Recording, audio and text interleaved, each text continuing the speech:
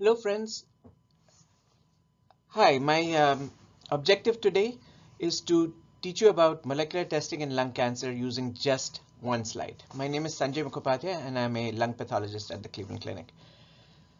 So we're going to cover a lot of ground here, but I'm going to stick with just one slide so that you can focus on this slide and take really a lot of take-home messages from just one collection of images. I'd like to acknowledge first this journal article from 2016 by Ann Sau et al. From Journal of Thoracic Oncology, where I've taken the top left picture, the pie chart with all those little boxes are taken from this article. So big thanks to this article. It's been very, very helpful to me over the years, citing this paper when trying to explain all the complex molecular testing that goes on in lung cancer. On the right hand side, now these are three images that are my own. So the top right, the green arrow, shows an adenocarcinoma. So this is a lung adenocarcinoma forming glands and so forth. The next image down, the red arrow, is a squamous cell carcinoma of the lung. And the next image down is a Diffquick stained small cell carcinoma. That's the yellow arrow. So I'm going to talk about all three of those and how we do molecular testing or don't do molecular testing in these situations. And then at the bottom, those white boxes where it says EGFR, ALK, KRAS, ROS, RET are specific molecular tests that I would like to talk about in a little bit more detail later on. And then the brown image just below the ALK is an immunohistochemical picture of an ALK stained adenocarcinoma, and that's the immunohistochemistry that we do here at the Cleveland Clinic. So the first question is, how does molecular testing even start in lung cancer? Who orders it, and why do we do it? So the easy answer is that in lung cancer there are some kinds of histologies, and specifically, and the most important one you must know is adenocarcinoma. The most important one. If you have a lung adenocarcinoma, that's the one where there's most likelihood of finding a molecular alteration or mutation or driver mutation. There's many ways to name the same thing, or driver mutation is the one I like. There's a great likelihood of finding a driver mutation in lung adenocarcinomas. Even further, it's much more likely that a driver mutation in a lung adenocarcinoma will be targetable, and by that we mean that we will have a drug in our arsenal, some sort of a kinase directed therapy or some other kind of targeted therapy that will be useful, especially in late stage settings like stage 3B and 4. So adenocarcinoma is the thing you absolutely must remember. That's where all the attention is focused, and that top pie chart predominantly is applicable to adenocarcinomas. Now, before we focus in on adenocarcinomas, let's briefly talk about squamous cell carcinomas. So do we do molecular testing every time we diagnose a squamous cell carcinoma of the lung? So the answer here is kind of complicated.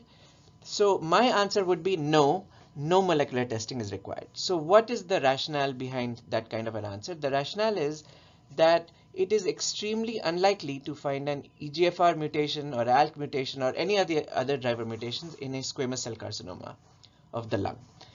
This is especially true for squamous cell carcinomas of the lung in smokers, which is the vast majority of squamous cell carcinomas of the lung arise in smokers. So in that setting, squamous cell carcinoma of the lung in a smoker, it is extremely unlikely to find a driver mutation, let's say EGFR.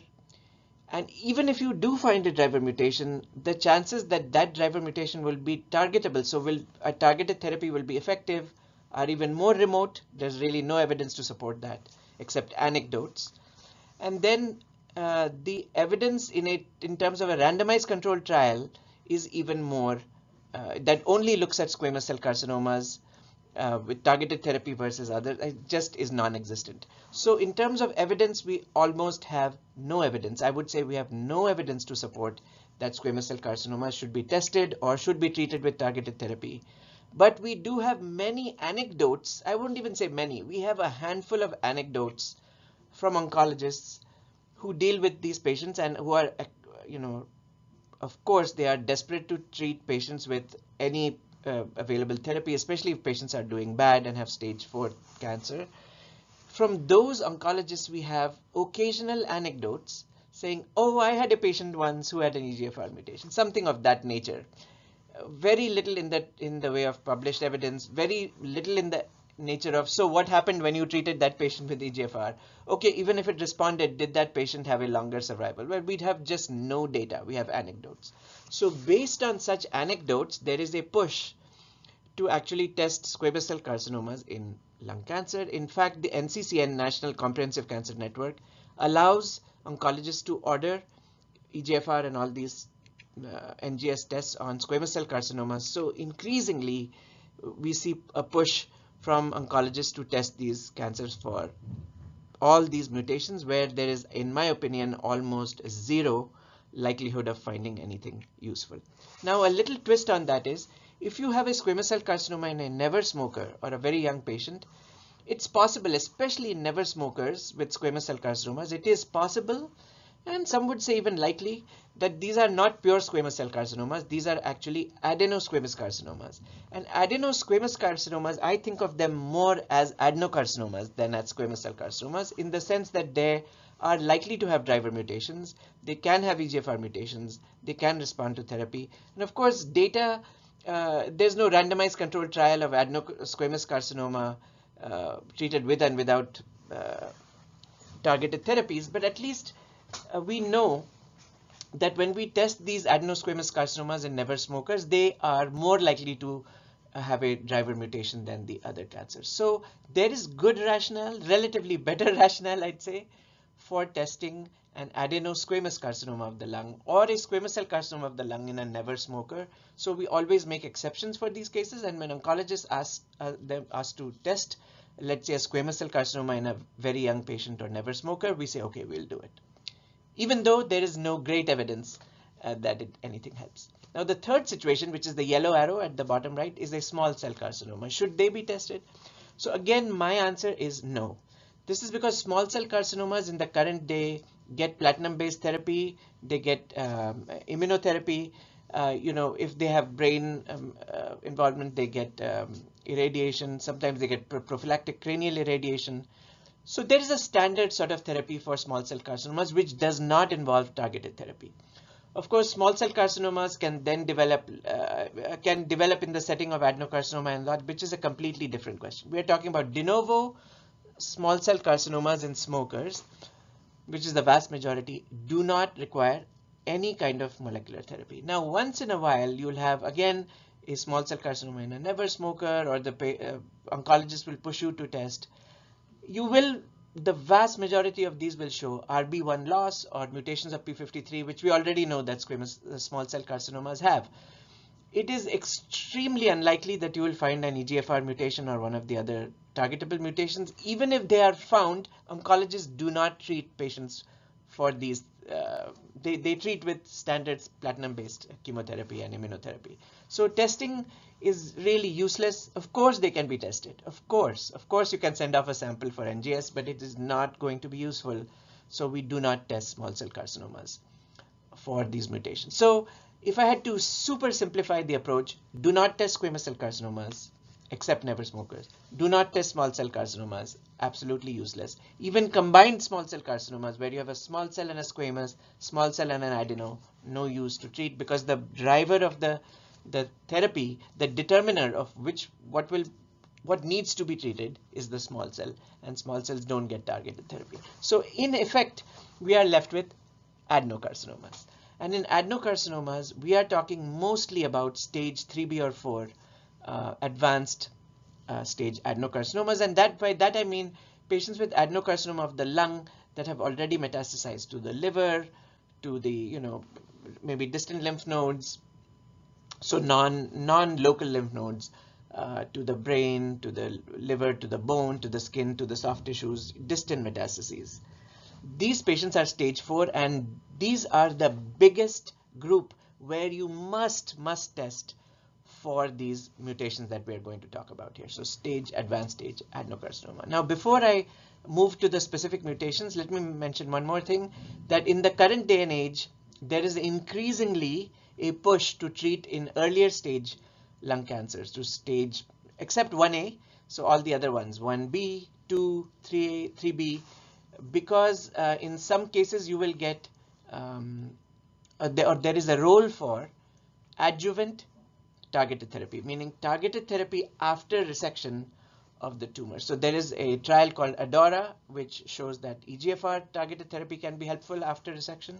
And there's a trial called ALINA, which shows that adjuvant ALK-directed therapy is more effective than chemo in ALK-positive lung cancer. So this idea that only advanced stage lung cancers need to be tested for all these molecular alterations is going to become outdated, or some would say is already outdated, and therefore I think we are increasingly going to see guidelines that will encourage testing in earlier and earlier stages, and how to navigate that is a whole different, it can be an hour-long lecture of its own.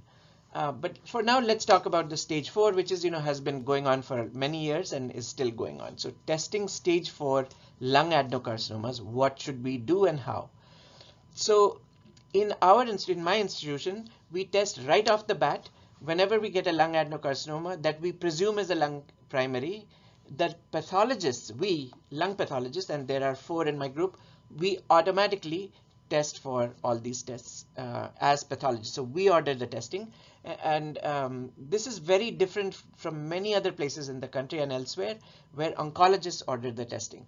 Now, what the difference is, when oncologists order, they have complete knowledge of the stage. I guess a little bit of there's avoidance of over testing, and the appropriate patients get tested. The problem is, by the time the patient gets diagnosed, sees the oncologist, there is a delay, sometimes days, sometimes weeks, could even be months, between the first diagnosis by the pathologist and then the ordering of lung molecular testing and then treatment. There can be many, many days, sometimes weeks or months even, of delay. Now, is that delay good for patients? That's another discussion, not for this talk. But some people want to avoid that delay, and our clinicians have made a system so that we immediately order molecular testing, and that prevents the delay. And often when our patients go to see the oncologist, they already have their molecular tests, because it takes about 10 to 14 working days for these tests to be completed, the NGS being the longest, the limiting factor there. So to summarize, in our institution, the lung pathologists, in combination with our very big cytopathology team, we order molecular testing on all first diagnosis lung adenocarcinomas, regardless of stage. Now, the flip side of that is that leads to some degree of over testing, because we don't know if that molecular testing will be required for treatment decisions. But more and more, as earlier stages are taking into consideration this information, the over testing thing is decreasing, and this is becoming indicated testing more and more, regardless of stage. All right, so again, we'll come back to the stage 4 cases. Let's assume this patient is stage 4, has a lung adenocarcinoma, primary lung has metastasized, and now you want to do the molecular testing. Which tests are required? So my easiest answer is the most important things to do are EGFR and ALK. This has been the case for at least a decade now, and we know that EGFR and ALK make up a big chunk of the mutations in this situation. So if you test 100 lung adenocarcinomas, about 17 of them, as you can see from the pie, about 17% will have EGFR mutations, and about 7% will have ALK mutations. So ALK mutations are not common. It's just under 10%. Even EGFR mutations are not that common, but it's actually the second most common mutation you can find in this setting. That's 17%. The most common mutation actually is KRAS, which is 25%. In this relatively old paper from 2016, but still even the current numbers are similar. So the most common, if somebody asks you what is the most common driver mutation that is found in lung adenocarcinomas, the correct answer is KRAS. Now, the problem with KRAS is that not all KRAS mutations are targetable. So we don't have a drug for every KRAS mutation. However, there's a particular KRAS mutation called G12C. So the guanine on number 12 goes to cytosine, G12C. So the G12C KRAS mutation actually is targetable nowadays by a drug called sotorasib. That drug is not the best of drugs. Actually, I don't even think this is first-line therapy. But so there is a drug, so it is targetable if it's G12C, but it's not that great of a drug. Certainly not as good as the EGFR and ALK drugs. But it is technically, this is targetable. So there is some more and more interest in KRAS, and of course the most interest is because this is the biggest chunk of molecular drivers. We desperately need a drug that really works in this setting and offers some hope of cure to patients. Now the next most common, which is EGFR, we do have drugs. In the old days, the drugs used to be gefitinib and erlotinib. So you look at that top left green square where I've made the blue arrow pointing to the drug named osimertinib. The reason I have an arrow there is because in the old days, so in the 2013, 14, 15, 16, when this paper was written, erlotinib and gefitinib were the most common drugs in that setting, and when they develop resistance, by a resistance mechanism, you would give them osimertinib in the second line. Now what's happened is osimertinib has become the first line drug of choice in EGFR mutated cancers. Now this field moves very quickly, so it's possible that osimertinib will be replaced by some other better drug in the future, and that's just good for patients when if a truly better drug becomes available. But currently, as we speak, and I'm giving this talk in 2024, January 2024, osimertinib is the drug of choice for EGFR mutated lung adenocarcinoma late stage. So if you find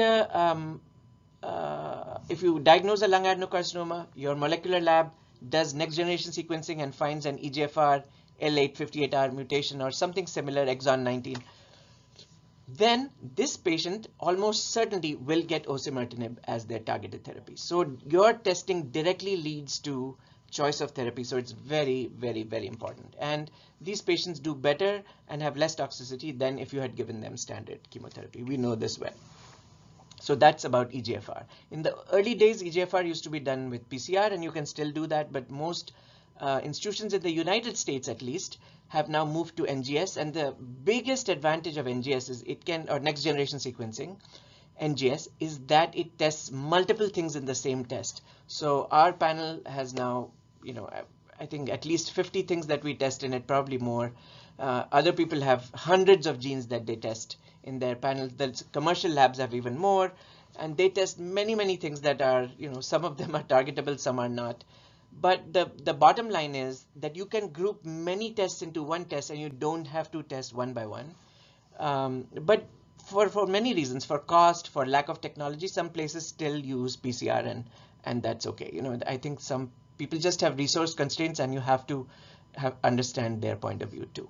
So in the United States, next generation sequencing is how you test for EGFR. That's how we do it in our lab. There is no, really, there's no, I don't think in the current day of age anybody does. There's no role for immunohistochemistry or FISH or anything like that in EGFR. It's all next generation sequencing.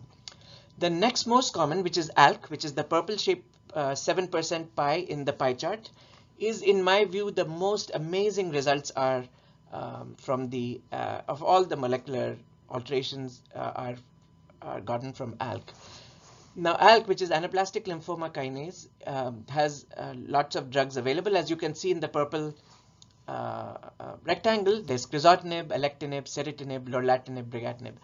And some of the, these patients respond really, really well, most of them, to if you have an ALK mutation and a rearrangement, that actually responds really well to these ALK targeted drugs.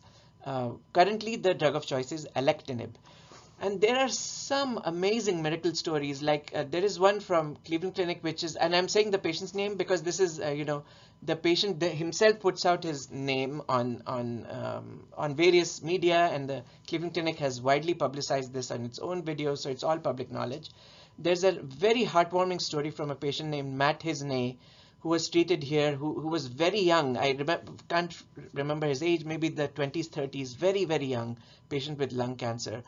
And he had, widely spread lung cancer, was very sick in the ICU, and then was treated by our doctors. And then at that time, I think crizotinib was just becoming available and had to be shipped to him on an emergency basis, was treated with crizotinib, and his tumor melted away and he made a recovery. Of course, he needed more therapy. I think he had to subsequently be treated by lorlatinib, but that patient is still alive and doing really well. And it's one of those absolute miracle stories that you love to hear about.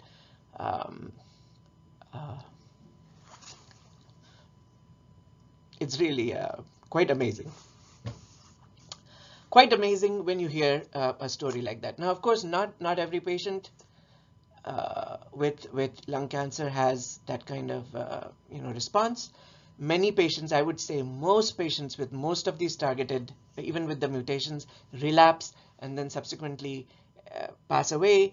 There's also a very good argument that it's not good news to have a ALK mutated cancer because you're getting them much earlier. So even if you survive for 20 years after you've had a ALK mutated cancer at the age of 20, you're only making it to 40 years of age.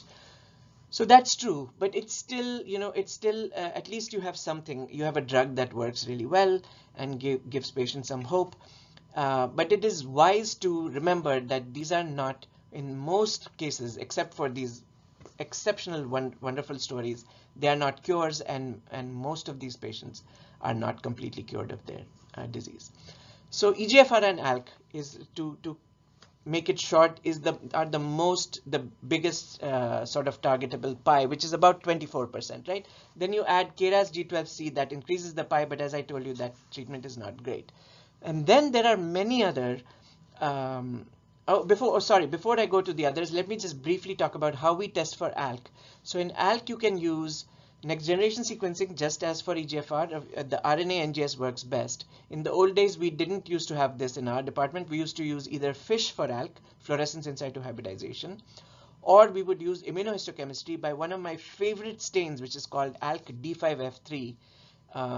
Is the ultra-sensitive ALK. It picks up really small amounts of ALK and shows you on immunohistochemistry that it's there. Immediate results, like 1 day of turnaround time, and you can immediately start testing the patient. It's just a beautiful, beautiful test to have in your department. Very good for patients to have the immunohistochemistry. But now we are spoiled. We have immunohistochemistry, FISH, and NGS. So now in our department, we actually are doing testing for ALK in 2 different ways, which is great because it then slightly increases your yield, because if one method misses it, you can pick it up by another method. But any one of these 3 methods is fine for ALK. Immunohistochemistry, FISH, and NGS. KRAS we test by NGS, so it's all in the same test, same NGS test.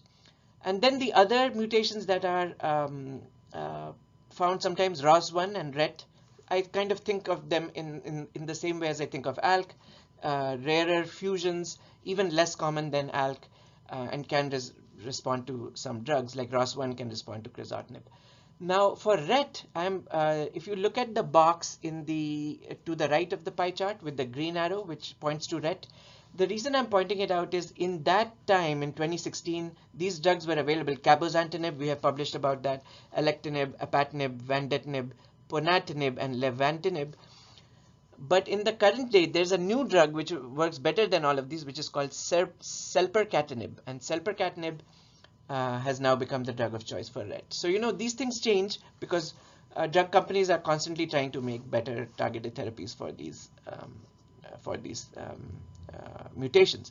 Now, ROS1 and RET we used to test in our department by FISH, and now we test also by NGS. So I think the yield is better when you look at it by NGS. And then there are many other things that are in this picture, in the Sao et al. Paper.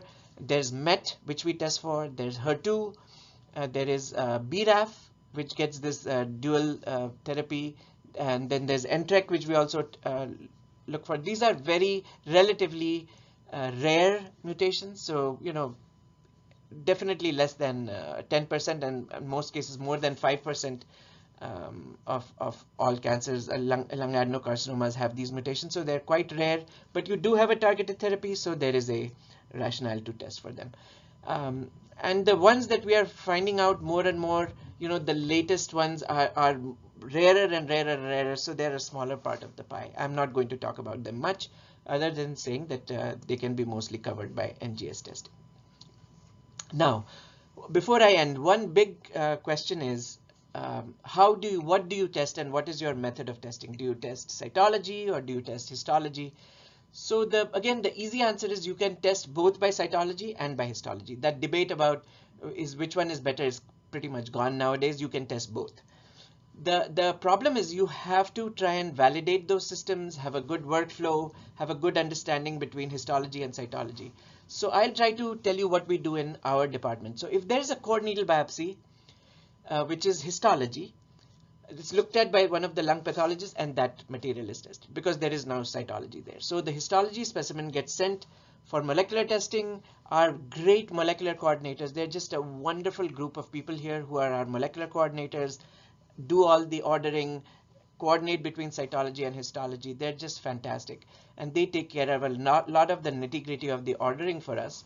So as I said, the pathologist initiates ordering, our molecular coordinators do all the ordering, and then everything gets ordered on that. So ALK, EGFR, KRAS, the whole NGS panel. And they also order PDL1, which I'm not covering here because PDL1 is not molecular testing. That's immunohistochemistry. It's equally important, but it's not a molecular test, so I'm not talking about it here. But PDL1 also gets ordered on all our adenocarcinomas in addition to the molecular testing.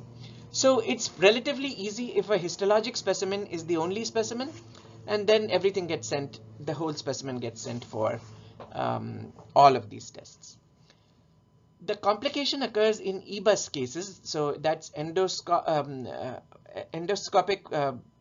and now I've forgotten what the full form of EBUS is. So basically you go in with a bronchoscope, so ultrasound guided and bronchoscopy guided FNA of the, so EBUS TBNA, FNA of the lymph nodes and masses in the lung. So EBUS has become super common nowadays, and what it yields gives to you is both a cytology and a biopsy specimen in many cases.